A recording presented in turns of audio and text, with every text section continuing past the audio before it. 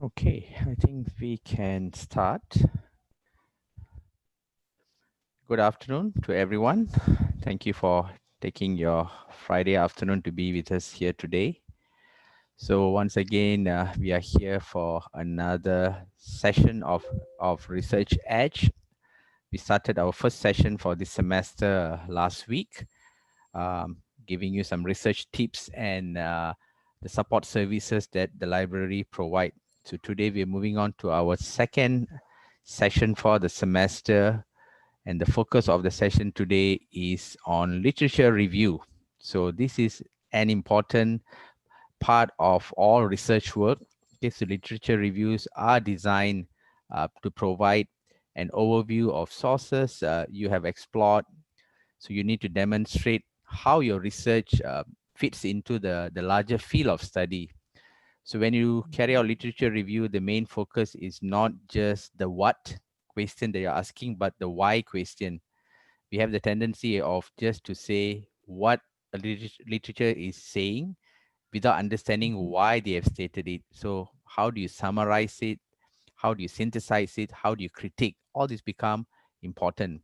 So in today's session, you're going to be exposed to database search techniques, selecting and using the right sources for your literature review, and also introducing you to what we call the synthesis metrics. So we have with us today uh, Ms. Felicia M. Brister, who is the Access Service Librarian at the Harry Seymour Library at UB, and she is going to facilitate the session. And if you have any question, please reserve your question until the end, or you can continuously put your question in the chat. At the end of the session, you can raise your electronic hands and ask the question directly, or you can use the chat and post it there, and we will pick up the questions for you. So for your info, this session is being recorded. All your mics are muted currently. So when you need to ask question at the end of the session, please just raise your hand and I will unmute your mic. So I'm going to hand over the session now to Ms. Ambrister to take over. So let me stop sharing my screen so you are able to share your screen now. Okay. Thank you, Mr. Dr. Nair. My name, as you know, is Felicia Brister, and I am a librarian here at the university. And my job is to help persons to get access to information. And so with this presentation that I'm about to share with you, please let me know if you can see it. Can you see it, Rick? No, Nope. see it. Okay, let me try again. Try to share again. I can see it. Stop share. Can see? Oh, You I can don't. see Yes. it? Oh, okay, let me go again. Okay.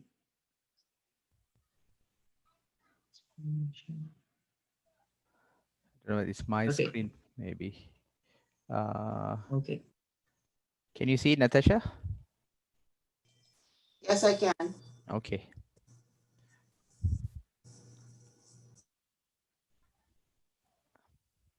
Okay, I see it.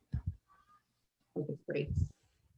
Okay, so my presentation today is on managing your literature review, selecting the right sources and database search techniques.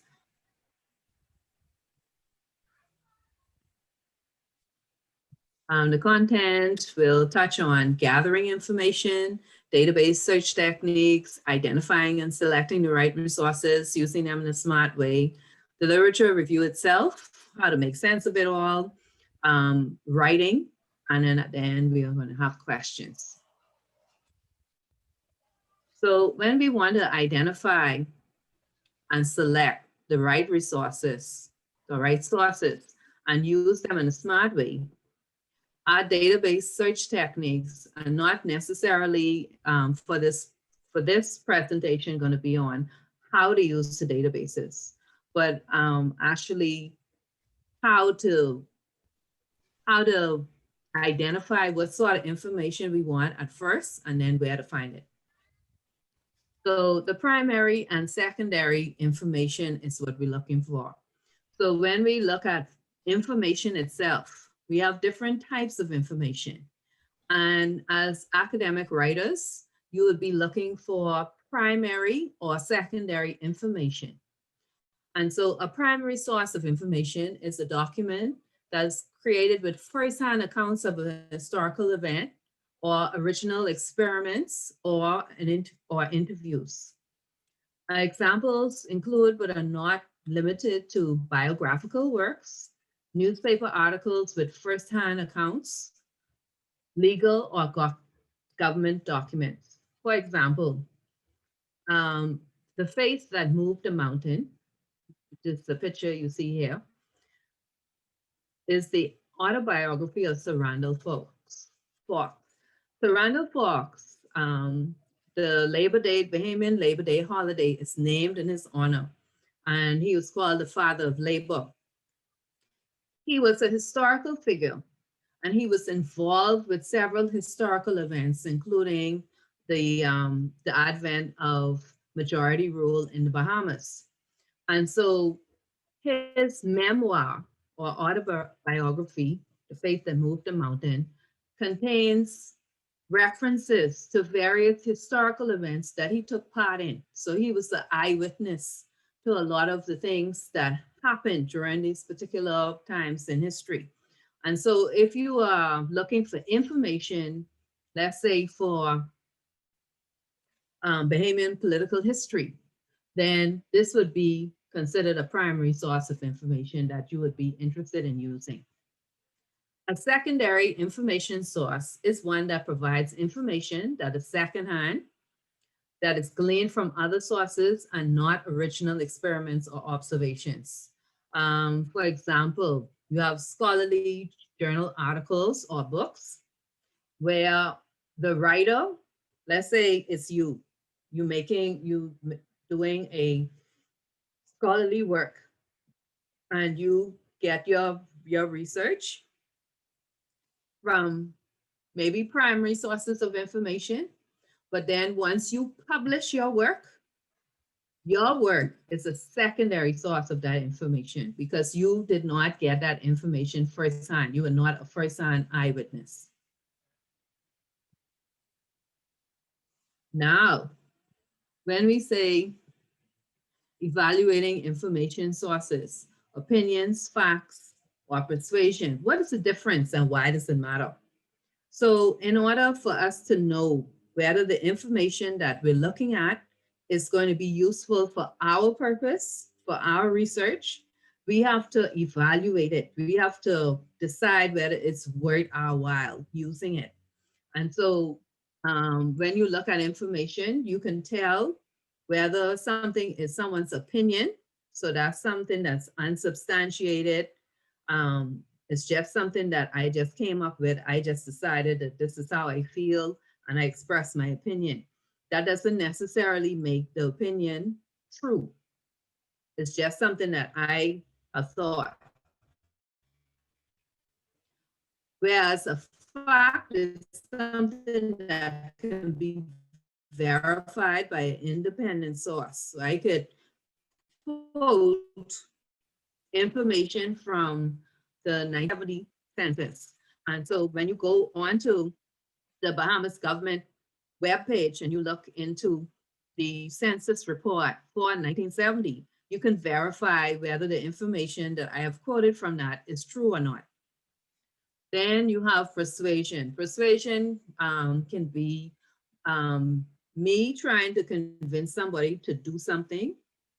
And so that could be a commercial website like Amazon.com, where I'm advertising goods or services and I want people to buy into that. So when we want to do our evaluations, we can use an evaluation rubric, which basically in 5 different parts, it just gives you ways of evaluating the information you're looking at. For example, if I am doing a paper and I want to get this information, I need to know beforehand how current the information I'm looking for has to be. So if I'm doing a history paper, I can be looking for things from the 1600s and they current in my situation. Also, I could be doing maybe a paper for economics, and I would need something that's less than 5 years old, the information. So that is very important for me to evaluate the information, to know exactly how old the information needs to be for my purpose. Also, I want to know who the author or creator of the item is to get an idea of whether this information has authority.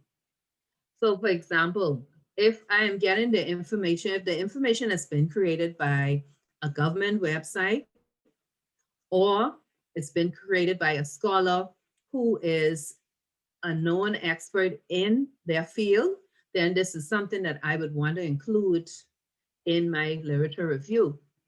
If the creator of the content is some unknown person, or I find that I'm not able to get to the bottom of who actually created this information, then I think it will lack authority, and I can safely leave that off my list of resources to look at. When I'm looking at who the work is created for, that's also a factor that might help me determine whether this information is going to be useful to me or not. If the audience is, say, for a professional group of people or for it's a public service, something that's recognized and trusted, then yes, this might be something I can use. If this is just something that's just thrown out there and there's no clear audience for it, maybe I need to leave that on the side. Then at the end, I want to look at the point of view. It doesn't necessarily matter what ideology the person who or the source of the information has, but I need to be aware of it so I can know how to treat it, because their point of view might be Marxist, my point of view might be capitalist, but I can still use it, but I need to be able to pinpoint exactly what angle they're coming from so that I can make sense of it. Where do I go to find reliable sources? Well, the first stop would be the University Library's website.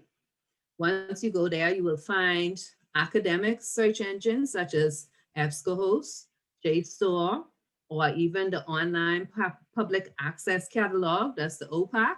That's for our physical books and journals. Then beyond that, you can go to government websites, that's .orgs and .govs.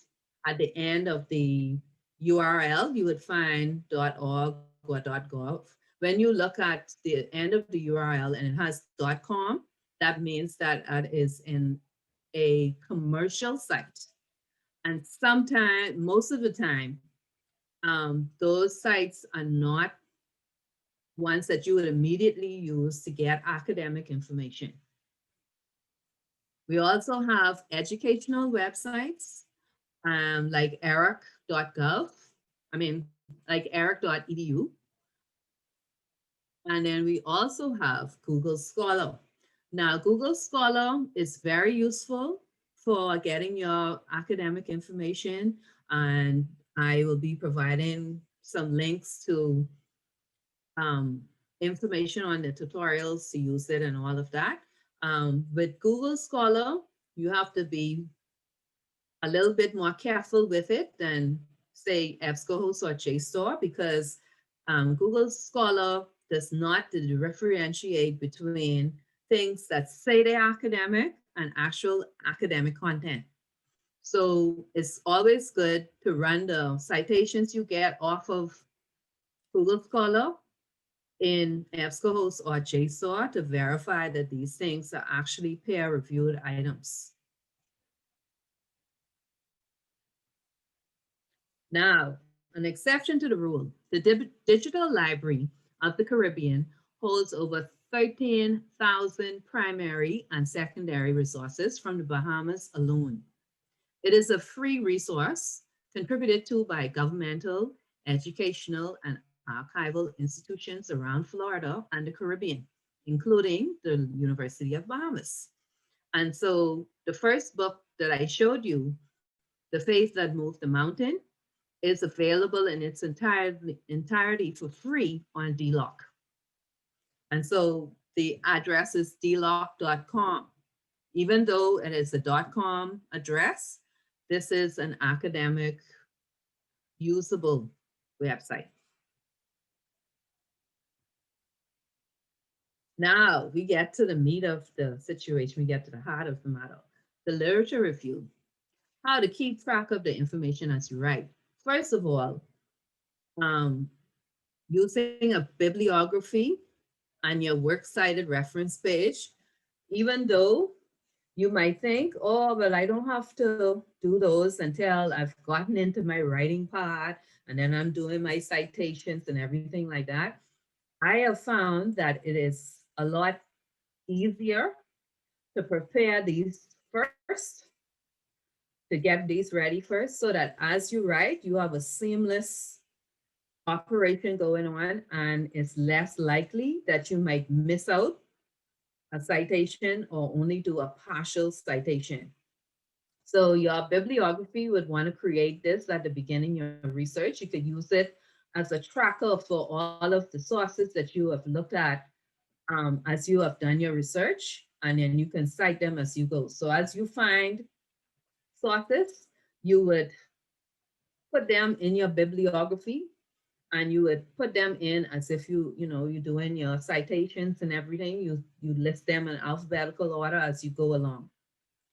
Then once you get through the process and you start your writing, you cite your works as you refer to them in the course of your writing, and then you cut and paste your source from the bibliography to this page to ensure complete citations as you write. With your literature review, as you gather your information, you want to record your sources and you want to keep them together. Now that we are in the pandemic, I know that it's very difficult, if not impossible, to print out large amounts of paper. So in the old days, which I remember before we had the internet and all this technology, you would have had to print out all of your sources, or if you didn't have access to a printer, you would have had to use the physical books or the physical journals and make photocopies. But now technology makes it a lot easier to keep track of everything. So there's a source called Grad Coach. And what they do is they provide you a template where you can catalog all of your sources. As you search for them, you can drop them into this Excel document, and it makes it a lot easier to keep track of everything. Oops, another way of keeping track. Oops, I need to go backwards.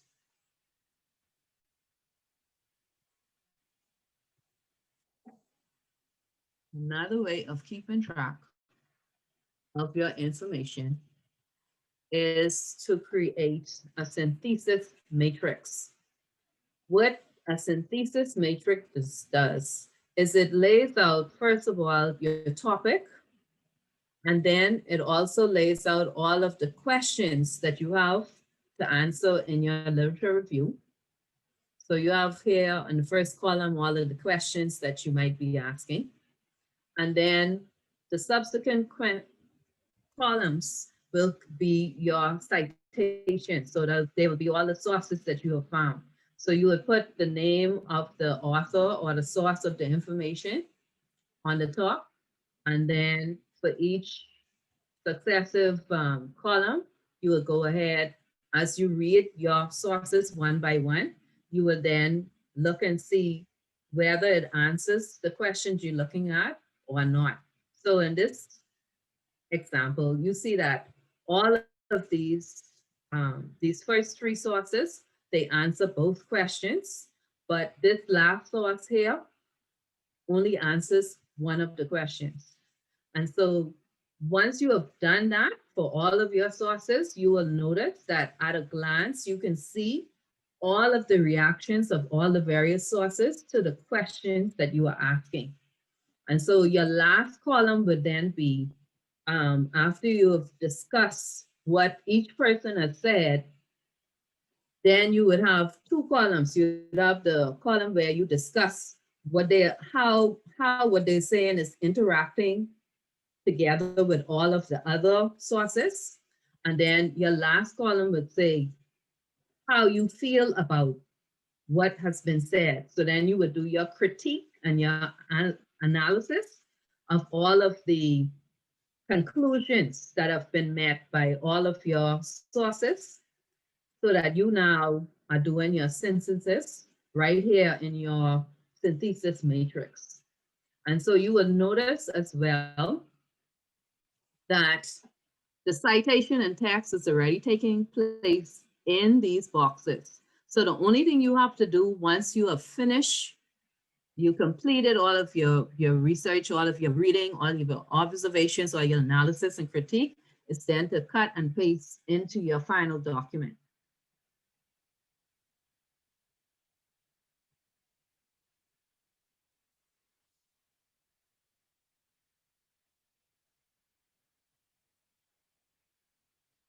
And so another method of corralling the information is a research management system called Mendeley. And the good thing about this is it allows you, when you're online, it allows you to get all of your information. Your electronic sources can go directly into this database, and it keeps it all together for you. And then when you are doing your writing, you can you can add Mendeley onto your desktop or onto your laptop, and it will allow you then to go into your sources and do direct quotes and to do other exciting things, which I will provide a link for that you can go and explore more about Mendeley. Okay, now when you're actually doing your writing, there are several things that you are going to be doing. The first thing you will be doing quoting, summarizing, paraphrasing, and synthesis. Quotes are the author's own voice. So this is the voice of the source you're using, highlighting, and you can use it to highlight and support your argument. With this, you need to use these very sparingly because this is not your voice that you're using the voice of the source of the information.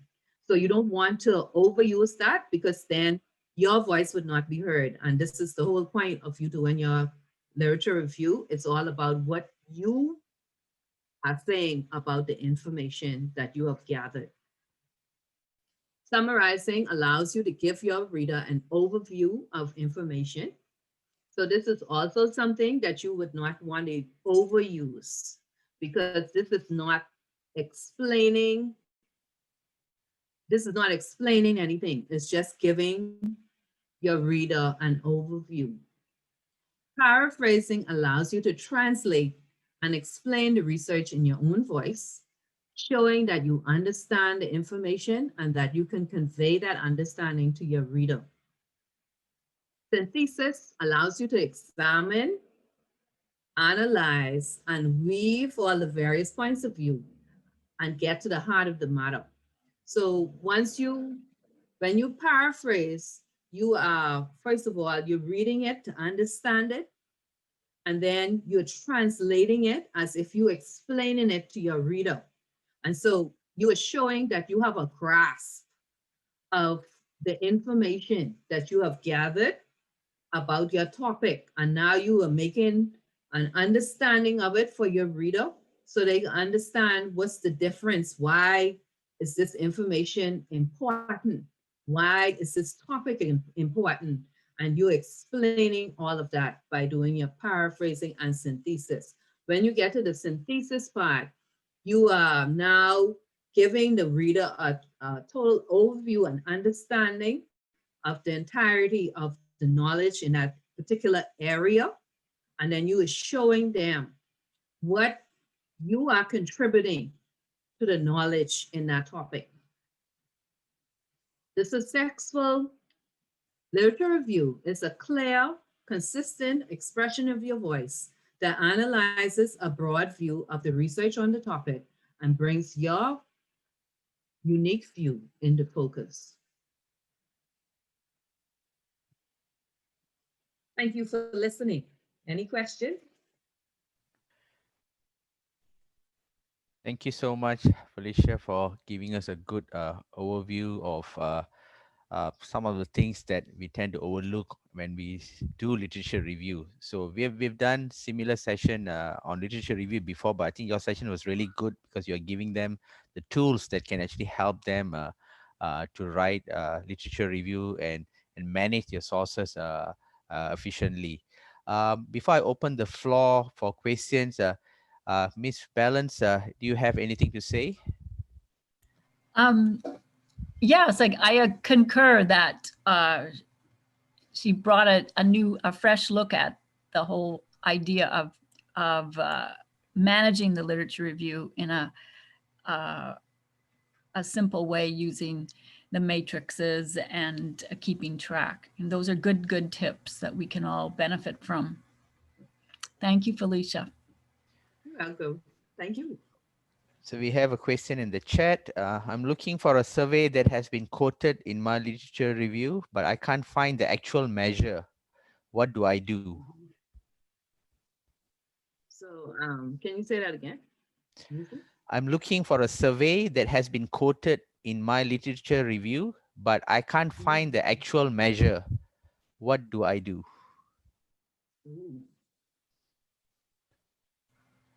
May I jump in? Yeah. Oh, yeah, you can go ahead.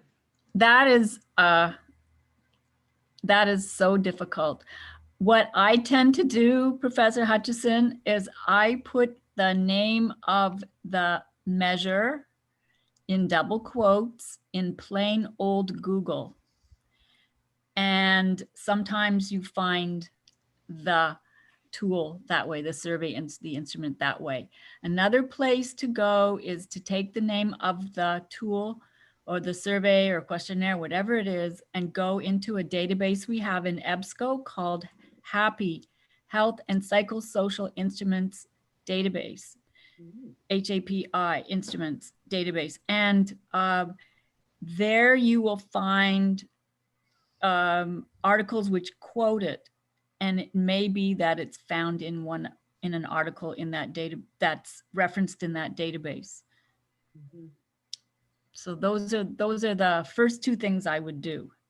First, just look in plain Google to see if it pops up somewhere. And number two is go in the HAPI database that we subscribe to via EBSCOhost. Okay. Okay. More questions? You can raise your hand and ask directly, or you can actually put your question in the chat.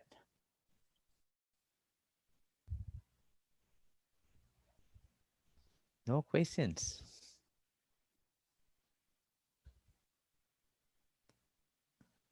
Question in the chat. Okay, there's one question. What would you advise students and academics to do if sometime after they have submitted their research or analysis, the primary source they used, which had been reliable at that time, was denounced?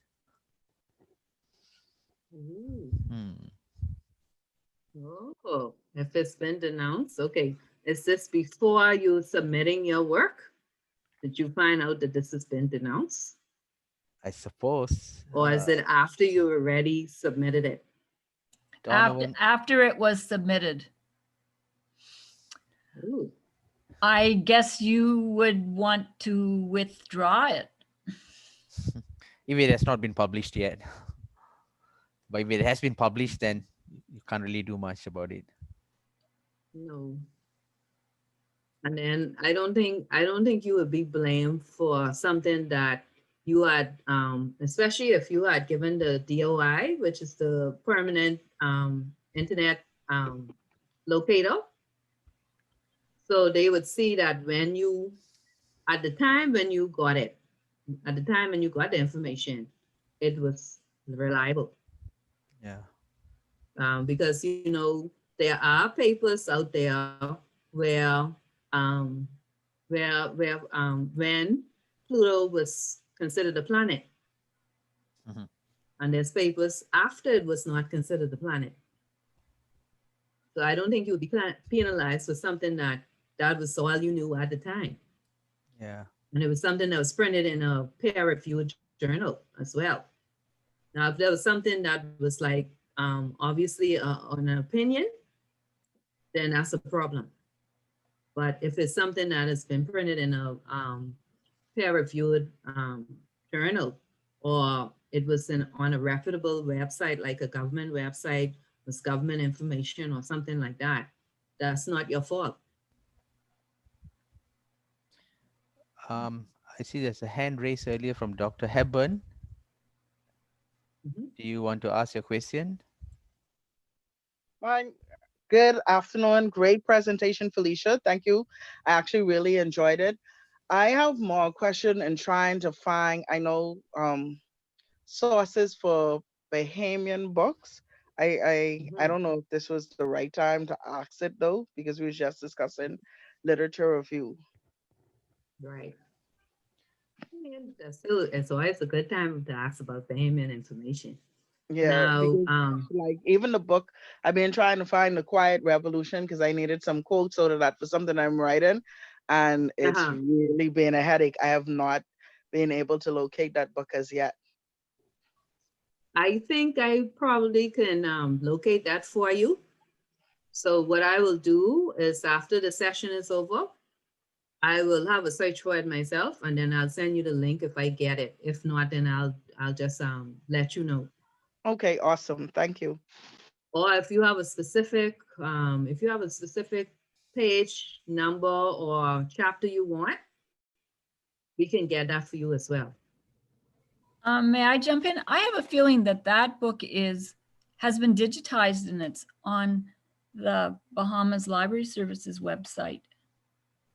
Oh, okay. It's That's a good place one to. or the other of Hmm. two political science-y books. Mhm. I believe it has been digitized I'm because pretty sure it's that I one. think it has. Yeah, I know that the Faith to Move Mountain. I know that Oh, that definitely one's been is. digitized. Yeah, yeah, for sure. Yes. The Quiet But Revolution. I think the Quiet Revolution has been done as well. But I will get back to you, Dr. Hepburn, on that. We have another hand raised by Giovanni, Miss Hugh. Yes, you can ask a question. Thank you.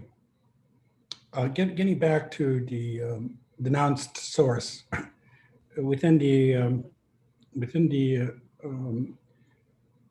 peer-reviewed empirical journals in psychology, there are two mechanisms that really aim to avoid citing papers that may be flawed. One is Mhm. that the publisher uh, places a notice Mhm. both on the paper and in the, let's say, cyclit record that says the study has been retracted by the publishers. So that's one way of, if you see that, pass it over, right? Okay. So Oh, you don't thank run the you. risk of citing Mhm. a paper that has been questioned regarding its merits. The other mechanism is efforts to replicate well-known findings, highly cited findings. So if you're citing a paper that is important, it might be a good idea to look to see whether there is a replication of that paper. So two ways of avoiding citing, faulty papers. Mhm. That's very good. Thank you very much. You're welcome. And I just thought of something else as well when you mentioned about the citation. When you look on Google Scholar, there is a mechanism, there's a button where you can look at citation to see how many other researchers Yeah. have cited that particular paper in their own research as well.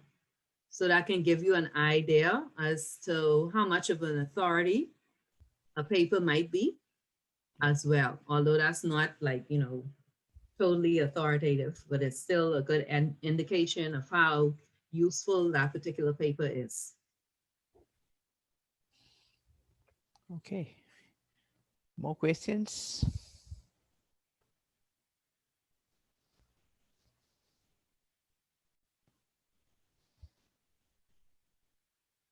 Anybody want to directly ask the question? Please feel free to raise your hand.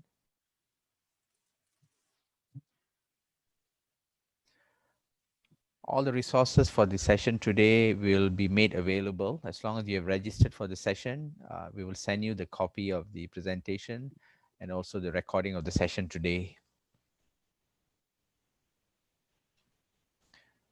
Okay, let me unmute you, Stephanie. Okay, you can ask your question. Yes, I just wanted, if you could repeat, I think it was Ms. Ballance, the source for Bahamian books. There was a source she quoted for Bahamian books, other than the EBSCO host that's posted in the chat. It was Catherine who pointed out that we've purchased quite a few Bahamian history books and via EBSCO host in the EBSCO host ebook collection. The Quiet Revolution is an exact title that someone was looking for, Aricia, and I have a feeling it might be on the Bahamas Library Services website. They don't have very many things scanned, but I think that's one thing that they do have. Okay. And the other place, Library Services. Bahamas Library Services. I've just tried to Okay. go on it, but my computer date and time is wrong, so it won't let Okay. me on. But and another place to look for some Bahamian books is the other place that Felicia mentioned was the DLOC. Okay, thank you. And of course, the Internet Archive Library has a lot of Bahamian books, either full text or you can look at parts of them. The archive, what's it called? Internet Archive.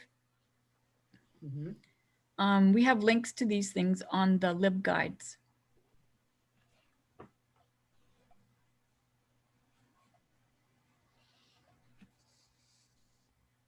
Okay. Okay. Any more questions?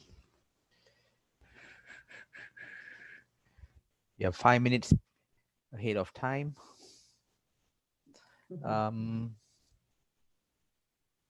No more questions. All clear? Okay. If there's no more question, thank you. Thank you once again for joining us today. Thank you, Felicia, for doing an excellent job in the presentation today. Thank you, Ms. Ballance, for the session and this discussion today. We hope to see you all again for our next workshop in a few weeks' time. So our next week's session is going to be the Research Edge session, not the research workshop. So please look at our schedule that we have already sent out and do register for all the session, even if you think that you're not able to make it during the session, but at least register yourself so you can get access to the presentation and also the recording of the session. So when you have the time, you can still run through the presentation.